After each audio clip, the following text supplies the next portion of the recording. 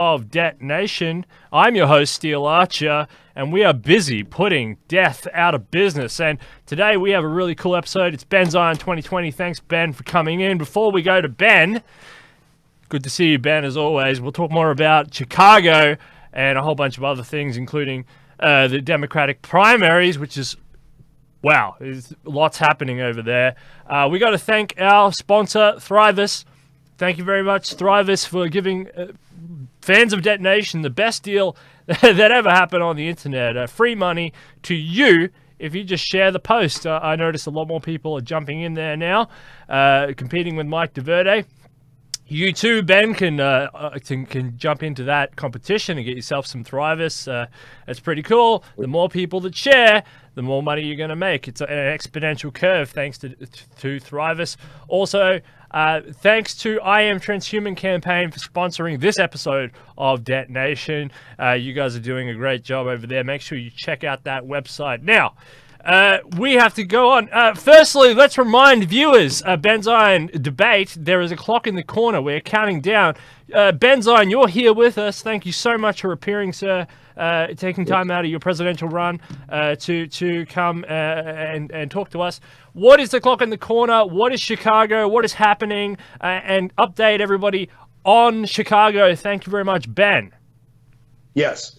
Well, this is an event put on by the Free and Equal Election Foundation, who've done incredibly good work historically on behalf of electoral reform and many other things. They're going to be demonstrating an iVoting app at this event. And this is groundbreaking stuff that they've done and continue doing, including on behalf of Techno Progress, a subject most near and dear to my heart. And so I'm very pleased to be in communication with them. I've learned a little bit more about some of the press that's going to be going on. The moderators, I don't want to speak out of turn, but it's truly going to be an exciting event. And a lot of great folks are going to be there. Please, you can go to freeandequal.org/presidential-debate-2020, and you can sign up from there. You can learn more about the event. You want to be getting a ticket if you're in Chicago, and definitely be there at this event. A lot of good folks are going to be on that day, and I think an important moment also for the Techno Futurist Project. We are going to have not one but two life extensionists on that dais, and I am very, very excited about this. Actually, I know some of the other candidates, and I know that let's say that they are life extension adjacent at the very least, quite a number of them. So I'm curious to see if folks will speak out on behalf of this wonderful public health set of initiatives that we as futurists represent. Yeah, and we're really excited about this debate in Chicago. We're tracking it. We've got 18 days to go. We will be having a very, very special editions of Debt Nation running up to that event. We will try and do as much coverage on the event, get as many people on the event and many people on the ground as we can going into that event. It's a very special event, and thanks to everybody, including Rundown Live, Kriston Harris, who's also doing a very good job at keeping that event well within our grasp. So thank you very much, and Christina Tubin as well. Thank you so much. All right, so the Democratic primaries are going crazy. As people know by now, Andrew Yang has dropped out of the race. Firstly, Ben, we haven't had your reaction to the Andrew Yang developments. What did you think of that? Andrew Yang has significantly changed the debate. He's changed the way the Democrats think. He's changed the way the Republicans think, arguably more than Zoltan Itzvan. But Zoltan Itzvan is doing a fantastic job, and he as he gets closer and closer, because he is only one of the only people running against Trump, his voice is getting louder and louder and louder and louder, and more people are hearing the message. But Andrew Yang did get that megaphone a little bit earlier, and he's changed it definitely on the Democratic side. So what's your reaction to Andrew Yang dropping out of the race? Yes. Well, we should say that over the past 12 months or more, that Andrew Yang has been in this race He has done an incredible amount to raise the profile of this set of humane economic policies that he has championed, most notably the freedom dividend, this basic income that he has come to represent. He could be regarded, although he has one of the most fleshed out policy platforms that I've ever seen. He could be very well regarded as a one-issue candidate, because this issue reigns supreme amongst his followers and in the media coverage of himself. So this is no mean feat. A basic income. This idea has gone from polling at in just a few short years to polling at quite near zero in terms of its support, to being above 50% across the United States. And this is an impressive undertaking and achievement in no small measure owing to the efforts of this incredible man, Andrew Yang. But it was also, there was pretty clear indications that he was preparing to wind down his campaign. He did a number of things, including a more or less out-and-out endorsement of Bernie Sanders at the Iowa caucus. He had begun to release some of his staff around that time. So his diehard supporters were not absolutely aghast that this was the end of his campaign. But they are looking to folks who are also champions of a basic income, like you mentioned, Zoltan Istvan, who is not necessarily in his press coverage regarded in that same way as a one-issue candidate. He's positioned himself as a challenger to Trump, as you mentioned, and also someone who is an advocate for life extension, the subject very close to your and my own hearts, and these other things like basic income and the other parts of his fascinating platform. So there's certainly a lot of excitement in techno-futurist circles at this precise moment for finding a way to reach out to these Yang folks, and also reach out to people who are very much on this progressive choo-choo train, and getting them to think about what is going on in our world and the need for techno-progress, taking that view of these kind of concerns as well. Because in my view, these a large number of Democrats who are supporting Sanders, many of them are not thinking enough about the needs of this country with respect to the things that we discuss very often on this show in futurism studies and policies that would be supporting like something in the Futurist New Deal. Yeah, and we're big supporters of the Futurist New Deal here at Debt Nation. We really endorse this idea. We're going into a really complicated world, and there are policy solutions, and a lot of that is found in the Futurist New Deal platform for America, Benzion 2020. Fantastic. Yes. Well, one of the interesting developments is, I still think that Bernie Sanders is the still seen by the DNC as this outsider, this independent. Buttigieg, this Buttigieg guy, he doesn't even have any policy planks on his website. He doesn't have anything, but suddenly he's the big DNC endorsed candidate. They don't like Tulsi Gabbard because she's a fake Republican. They don't like Elizabeth Warren because Elizabeth Warren is this person who fights against multinationals. She used to be in the Republican Party. They don't trust her. Bernie Sanders talks about real issues. And, the DNC, the last thing they want to do is talk about real issues. If you're talking about the opioid crisis, you don't want that. That's a real issue. So you got to avoid real issues. Buttigieg is the perfect establishment candidate. He's got no policy ideas. He's got nothing in his head. So, he's endorsed, and he's not a real challenger to anybody. So why is this? What's up with this sudden rise of Pete Buttigieg? Why would the DNC elites want to talk about Buttigieg? And also, I've seen some crazy stuff with this Shadow Force or this app, and Buttigieg's connections to that company, it's shady. Buttigieg is a shady character, and I don't think he can carry them to beat Trump. So why is the DNC endorsing this guy? Why is he a Democratic favorite? And why is Bernie Sanders being again locked out of the Democrat Party? Yes. Well, it's not just down to Pete Buttigieg, and it's not just down to relative insider or outsider status within the Democratic establishment. So, for example, Elizabeth Warren has a very long track record of what I would consider to be very reform-minded votes. I could say the same thing about Tulsi Gabbard. I could say the same thing about Bernie Sanders. I'm looking at an article by Max Blumenthal, and I've seen a few other articles along these lines in recent days. It describes, quote unquote, an influential DC network of military interventionists that have placed Mayor Pete in this position.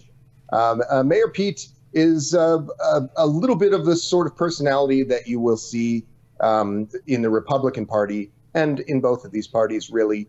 A very well-spoken and carefully managed and groomed personality designed to confuse the American people.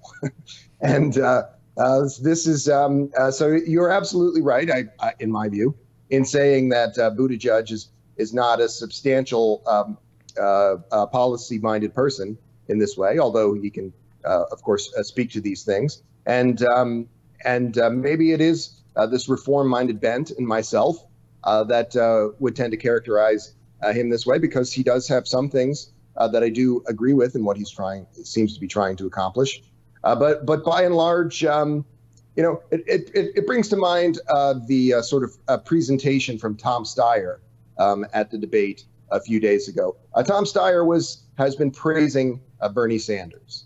He's saying that, but Tom Steyer spent a lot of money, some tens of millions of dollars, in fact, if I'm not mistaken, supporting Hillary Clinton in the 2016 election.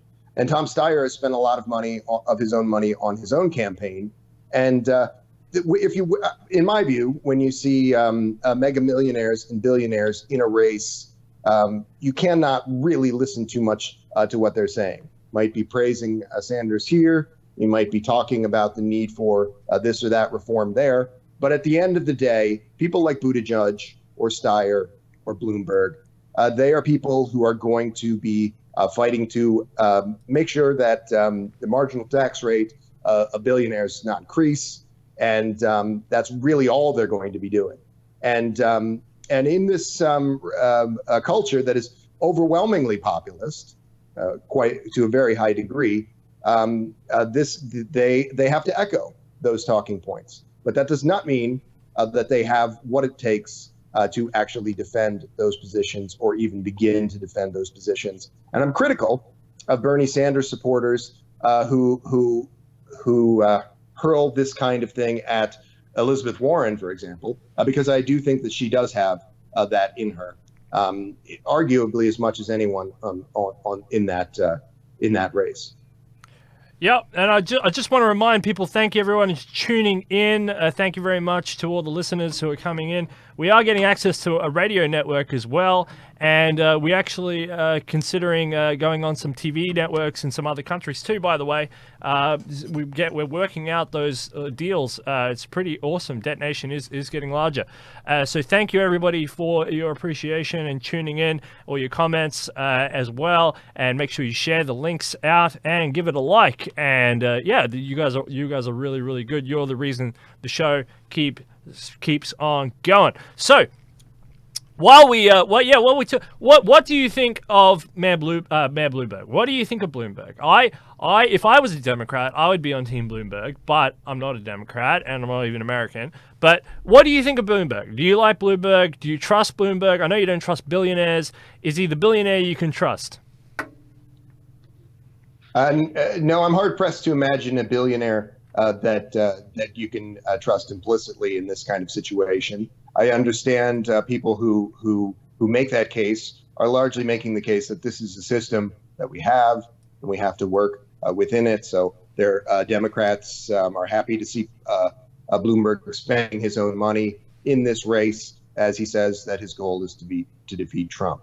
I think that's all a little bit of a reductive narrative, but no, I don't.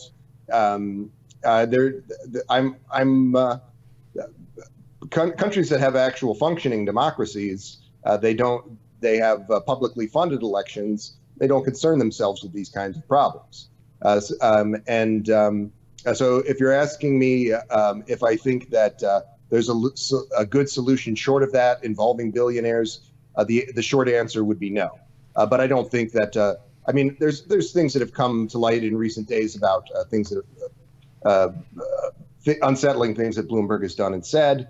I wouldn't tend to focus so much on those, although they are disheartening. But I would just say that this is somebody. I had a conversation with a few people working on the Bloomberg campaign in recent days and months, and they said, "What would you advise to someone like Bloomberg if you had his ear on campaign strategy?" And I said, the story basically in everyone's mind about Bloomberg is going to be how Jeff Bezos reached out to Bloomberg and said, "If this is going to be Elizabeth Warren or Bernie Sanders, we're going to have to pay more taxes. That's not good for billionaires." That's really the story.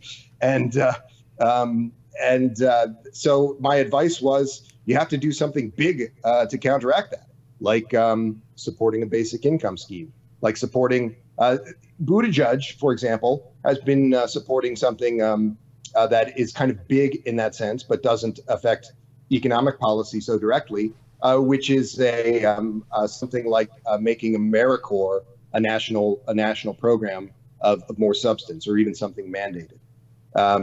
That's a tough sell, because people's first thought is that this is a backdoor to again having compulsory military service in the United States, which, as you know, has not been the case for about 45 years. But this is at least the sort of thing of thinking big in that way. And I don't see somebody like Bloomberg really taking risks to position themselves as this kind of economic populist, or this kind of quasi-reformer like Buttigieg has positioned himself. Yeah, it's very interesting that we're talking about Buttigieg and we're not talking about Joe Biden anymore. Joe Biden seems to be withering a little.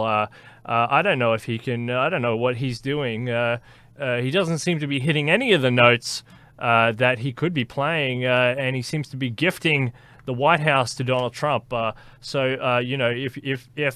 it's Trump's election to lose, and Biden is handing it to him on a plate, and this Buttigieg thing, this little insurgency here, I don't think it's going to stick. And so if you really think about it, all roads lead to Bernie Sanders, I think. Let's talk about you. So in your campaign, you have an electoral promise to try and build the USTP to, let's say, 10,000 members by 2022. Do you think that this idea, this Andrew Yang idea, hopefully we can get Andrew Yang to the debate, but hopefully, what do you think? Can we get any disenfranchised Andrew Yang supporters into the USTP? For example, what do you say on the strategy of Andrew Yang dropping out of that party and now, pushing that information, putting that thought process out into the sphere of discussion? Do you think this is an opportunity? It absolutely is an opportunity, and I would say I want to praise our friend Zoltan Isfin for taking up this banner as well. For example, talking to people about the impending quote unquote robot apocalypse, this AI-driven joblessness concerns. These are very real concerns, and this is something that he has made at the center of the many interviews that he's done. And this is something incredibly important, and we should all be pleased that he has had the courage, like Andrew Yang, to stake out that position. I would say, speaking of the Yang supporters specifically, even those people in that camp who are independents or former Republicans or people of a sort of economic conservative inclination, those are not necessarily people who are going to overwhelmingly support a Republican incumbent, or rather in a public Republican challenger or Republican RNC affairs generally. Even those people who are sort of quote unquote alt-light, who might have some similar views to someone like Zoltan Isfin on certain particular things, but they really might not necessarily get into the fray too much for a Republican. So that is why we want to find ways to reach out to those folks as well, and also to this overwhelming populist groundswell, and this particularly what I would view as a legitimate economic populist of movement embodied by the work of people like Yang and Sanders and Warren. These people are they have pretty good bullshit detectors, and we have to find ways to communicate with them and not be selling them a bill of goods. Yeah, there's a lot of common policies and commonality between the USTP and the Yang Gang people. Obviously, the USTP being first with a lot of these policies, at the cutting edge. And this is although the USTP endorses people, sort of taking these policies for the better. There's a lot of sort of copyright theft in a way, but it's not what I mean. But we are trying to be competitive and trying to change America for the good. The freedom dividend, obviously, a good one. Medicare for all, this is something within the Futurist New Deal, yeah? Oh yes, yes indeed. I think that, it's important to focus on an idea of Medicare for all plus, in my view. This is something where we are enhancing these institutions, but also recognizing the way that the face of emerging biomedicine is changing, and the way that we want to facilitate those changes and use those kind of changes to reduce the costs in public and private public health initiatives. And this is something that I do not. This is again calls back my minor criticism of Team Sanders at the beginning of the show, that they do not focus on techno progress enough. I've said it before, and maybe it's almost a little tawdry to say it, but ancestral DNA analysis shows that everyone on Earth is 6 or 7 generations removed from incest and cannibalism. Nothing has changed in the structure of the human brain or how we interact with one another in those 7 generations, except for the fact that we now have things like the printing press and a whole host of technologies that allow us to better order our civilization. And that is a continuing project that we must support. And many people, when they look at policy or other features of the civil society, they tend to undervalue the importance of techno progress in the gains that we have made and will make in the course of the 21st century. And Bernie Sanders is one of those people. Yeah, absolutely. Bernie Sanders has changed the game. He really has. I think the DNC would be stupid to ignore Sanders. I mean, what do you think? Do you think the main priority for the Democrats is to get Trump out of office or to get that person in? Because it's confusing to me, because the message coming from all the candidates is we have to beat Trump. But the DNC elites behind the scenes, it seems to be the message is, if we don't get our way, the punishment is you get Trump for another 4 years. What do you say? Yes, and this is a sort of, I mean, what do you call this? The passive aggressive. It's something like you would expect to see in a spousal abuse relationship, not in the relationships between citizenry and their elected officials. This is what democracy. This is something that defined the 2016 election, the general election. We know of these Pied Piper strategies, of this false choice strategy, Gennady Stolyarov has talked about this on the show, as have we, at great length. And this is why we need to support a true multi-party system, not just in elevating the United States Transhumanist Party, but elevating all of these third parties, because it gets away from this folly of these false choices and these abusive dynamics. And I've got to remind viewers, and again, thank you all for tuning in and commenting and everything, and you're doing a great job. But I'm going to remind viewers that we actually are going to have a permanent fixed time with Chairman Gennady every week. This is going to be absolutely fantastic. Same time every week. We were going to do a USTP news update. We're going to so this is really, really exciting stuff. Chairman Gennady, you are as well, sir, but Chairman Gennady, he's one of these great thinkers of the 21st century. You can't go past it. It's an Einsteinian type mind, and for him to do the amount of work that he does free of charge for the people of the planet, it's absolutely astounding, and I don't think people really understand or appreciate enough Chairman Gennady and his work and what he has done for humanity up to this point and what is yet in store. So no, I'm really, really excited to be able to announce that we are working on those times.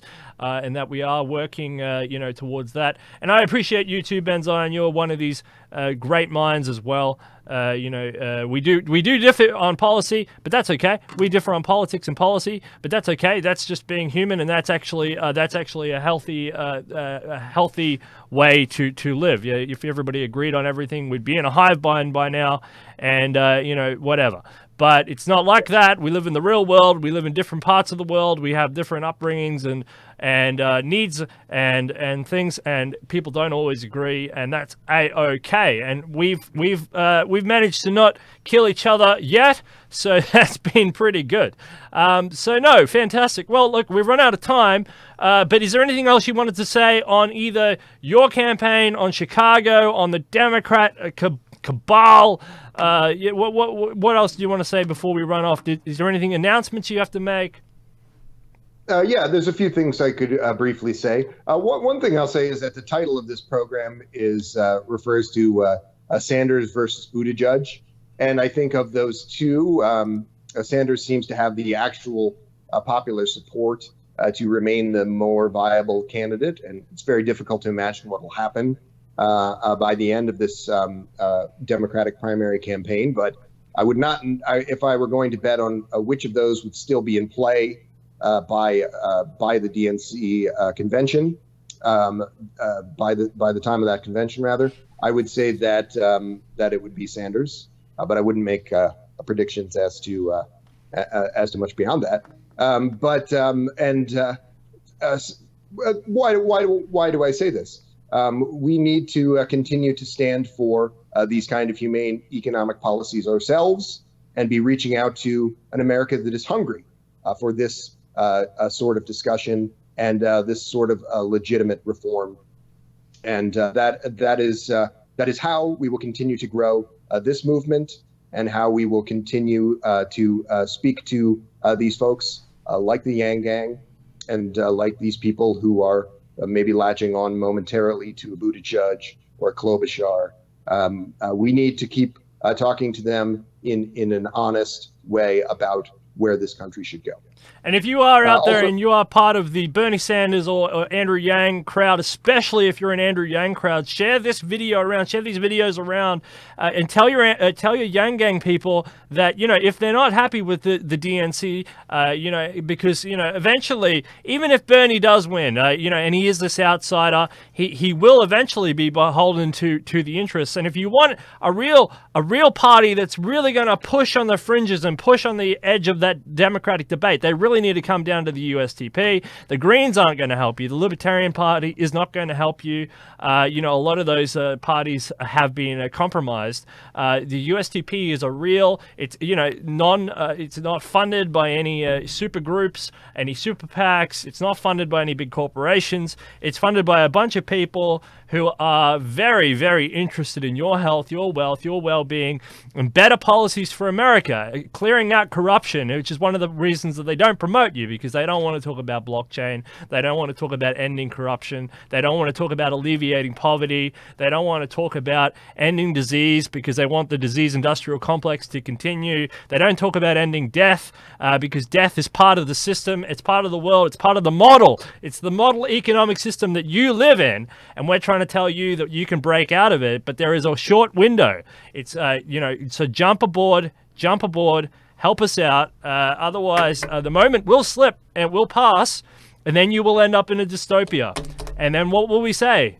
We tried our best. Hey, Ben Zion, always great to talk to you, sir. Thank you for all your hard work. Keep going strong on the campaign trail. Talk to those Andrew Yang folks. Tell them that they do have a home.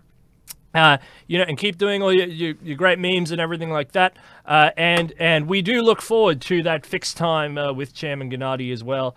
So it's fantastic. Thank you, Thrivous, for sponsoring this episode. Ben, you can also enter this competition. Remember, everybody can enter this competition. Follow the link description. Follow the rules. Just follow the rules.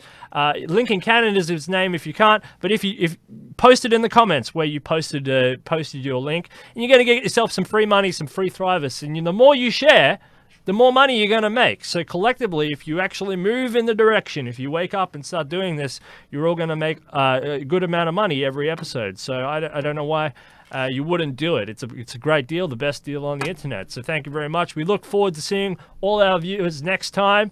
And thanks to I Am Transhuman as well, and the star of the show, Ben Zion 2020. That's a really short news update for all of you out there. Share these videos around, get it out there. Ben Zion 2020. Thanks so much. And one more quick shout out, please. March 4th, freeandequal.org. Watch that debate. There'll be there'll be an awful lot of press and television coverage of that as well. And as always, please go to benzion2020.com and learn a little bit more about what we're doing with the campaign. Thank you. Absolutely. Yep. Free and equal. 18 days. We're excited. Very excited. Debt Nation, where we are busy putting death out of business.